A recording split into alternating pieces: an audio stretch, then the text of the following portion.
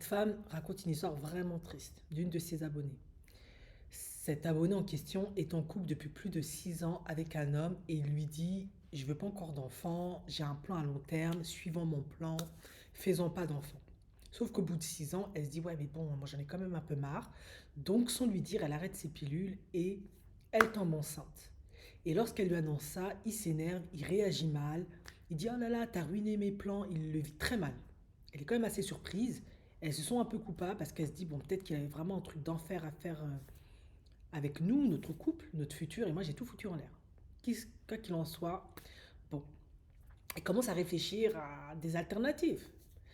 Elle va voir la belle famille, donc le mari de l'homme en question, et elle leur offre des cadeaux. Vous savez comment c'est en Afrique, hein? Tu offres des cadeaux pour flatter la belle maman, les sœurs, pour favoriser ton mariage, asseoir ta position, qu'elle pousse le fils et le frère à t'épouser. Et en partant, je ne sais pas si vous avez déjà été en Afrique, hein, il y a toujours une personne qui t'accompagne, et vous discutez un petit peu, elle te laisse un peu en devant du chemin. Et la belle-sœur lui dit: j'ai quelque chose à t'annoncer, ça me fait mal au cœur de te le dire. Depuis quelque temps, je voulais te l'annoncer, mais je n'osais pas te le dire. Mais tu es tellement gentil, tu es tellement quelqu'un de bien que faut que je te le dise. Et elle lui annonce: en fait, mon frère, il est en couple avec sa copine d'enfance. Et ils ont 3 enfants ensemble. Et en fait, ils se préparent à quitter le pays, aller en Europe avec elle et les 3 enfants. Du coup, voilà, hein, si tu t'es investi dans cette relation ou si tu attends quelque chose, ben, il faut que tu te prépares psychologiquement en fait à te retrouver abandonné, seul du jour au lendemain, quoi. Elle est choquée, elle est complètement atterrée, elle ne croit pas ses oreilles. Elle doute beaucoup de ce que la belle-sœur lui dit. Bien évidemment, après 6 ans, après tout l'argent que tu lui as donné, etc., euh, tu as du mal à croire ça.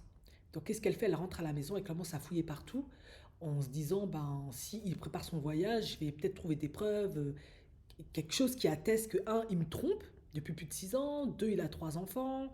Comment ça se fait que je suis pas au courant? Mais c'est dingue, quoi. Et en fait, elle va dans le débarras en fouillant super bien et elle finit par trouver les passeports avec les visas, de l'argent de côté, tous les documents de voyage, tout ce qui a été enregistré, tout ce qui a été préparé pour l'étranger.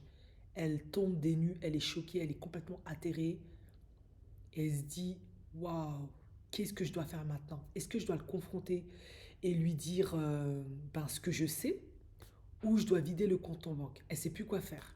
Maintenant, quand lui, il est rentré de la maison, de ce qu'elle explique, et qu'il a vu que les documents, toutes ces choses n'étaient pas à leur place, vu qu'il sait qu'il l'a trahi de la manière la plus dégueulasse, pire qu'il existe, il lui a encore rien dit. Mais vous vous doutez bien, au bout d'un moment, il va bien finir par accoucher le bébé, hein. Il va bien finir par lui dire ce qu'il en est.